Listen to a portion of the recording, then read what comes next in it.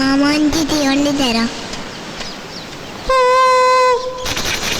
തീവണ്ടി മാമ വാങ്ങി തരാം. എപ്പോ? തരാം, വാങ്ങി തരാം. മാമ എടുക്കട്ടെ.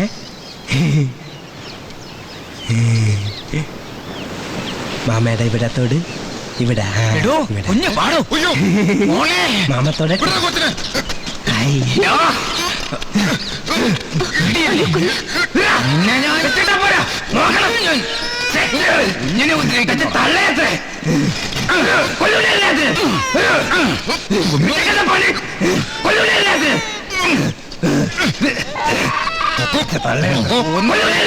കഴിച്ചു ജീവിച്ചു.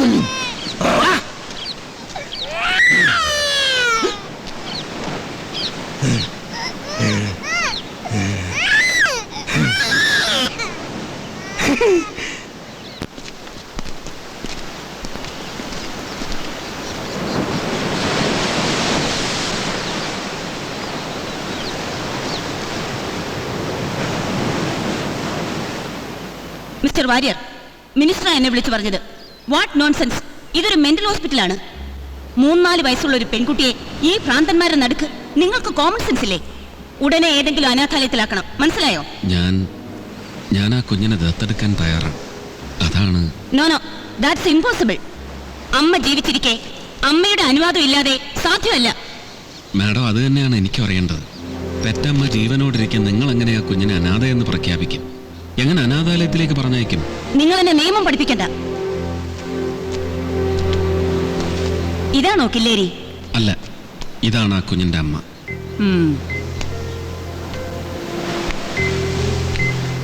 ഞാൻ വിശദമായ റിപ്പോർട്ട് മിനിസ്റ്റർക്ക് കൊടുക്കും.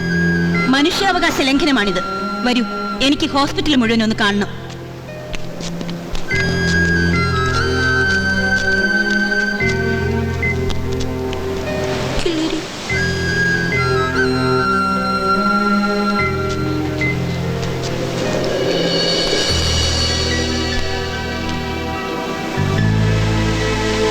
ഇവിടേക്ക് എന്താ വൃത്തിയില്ലാത്തത്? കണ്ടോ ഈ സെല്ലിന്റെ കോലം കണ്ടോ? ഇതെന്താ ഇവരിങ്ങനെ നടത്തിക്കൊണ്ട് പോകുന്നത്? ആ ഫയലിംഗ് ഇതാ. അതല്ലടോ, മറ്റേ ഫയൽ. കുളിക്കാൻ സമ്മതിക്കുന്നില്ല. എന്താ ഇവരെ കുളിപ്പിക്കാത്തത്? എന്റെ കേസല്ല ഇത്. പിന്നെ ആരുടെയാ? ഡോക്ടർ വാര്യരുടെ കേസാ. എപ്പോ ചോദിച്ചാലും ഇവര് ബീഡ് തരുന്നില്ല. ഇവർക്കൊന്നും കൊടുക്കാറില്ല. മാഡം, ഇതാണ് ഡോക്ടർ വാര്യർ. ഡോക്ടർ വാര്യർ, എന്താ ഈ കേൾക്കുന്നതൊക്കെ? രോഗികൾക്ക് പുകവലി. എനിക്ക് ഒരു എക്സ്ക്യൂസും കേൾക്കണ്ട.